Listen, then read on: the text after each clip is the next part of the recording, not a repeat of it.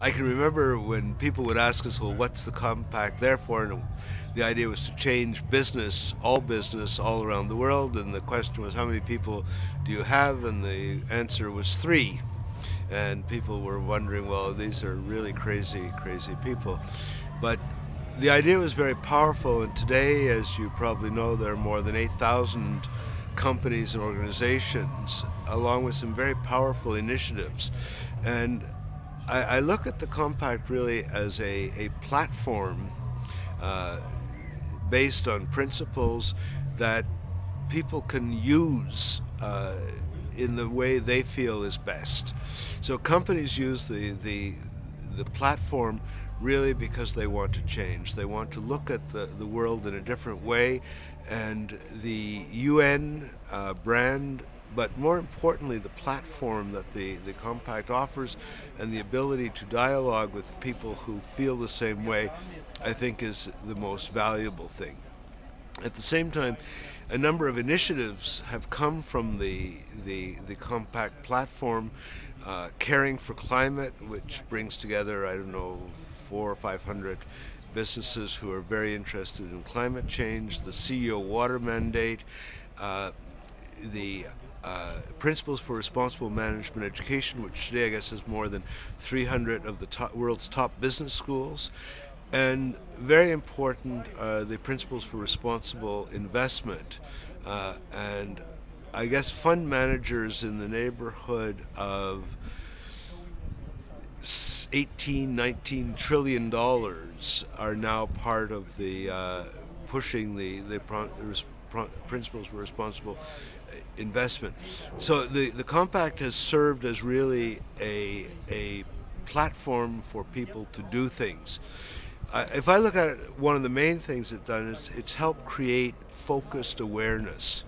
Awareness in terms of the company and human rights, the company labor rights, company environment, and company corruption.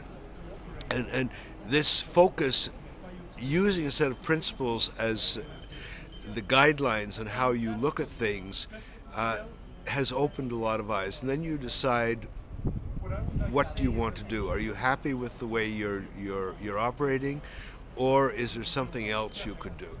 So that's one of the I think the big things that the compact has brought is this awareness. The second thing, it's a platform for individual and collective action in a way to support the Millennium Development Goals. And we're seeing a lot of activity in this area. It's not charity, it's people that are looking at their core business and how can their core business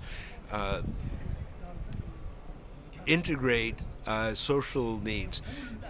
Peter Drucker, just before he died, made this very interesting statement. He said that every social and environmental problem that we have is a business opportunity in disguise. And I think you have to be just a little bit aware, a little bit alert, and a little bit of creative to see that that's true.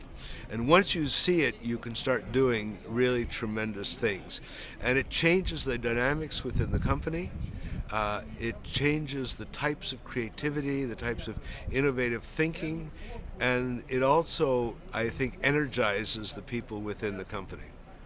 So that's sort of my first pass when I look at this, and it's been an absolutely fantastic 10 years of my life, sometimes where I've been very closely associated, today at greater distance, but I'm still, I benefit from a network of hundreds and hundreds of people who think along these lines and stay in touch, so I get to see lots of things happening. And I must say I'm really fascinated by the Globe Forum, where the Global Compact is there as one of the basic pillars of the forum, even though it's very often not mentioned. And I'm also fascinated because here there's been very little lecturing, speech making, preaching.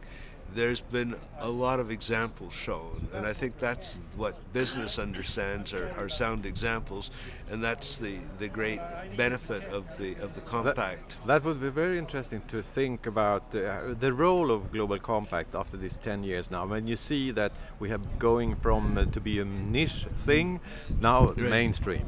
Well, yeah, I think that's a very good thing, and again, we're only talking about 8,000 companies and organizations, so it's not very many. In there's still a few million to go, but you're right. It has become in a way mainstream. It's present. It's hard to go to a business meeting anywhere in the world today. And I'm not talking about a CSR conference, but a business meeting where somehow the compact does not come up. So it's become part of the fabric of business.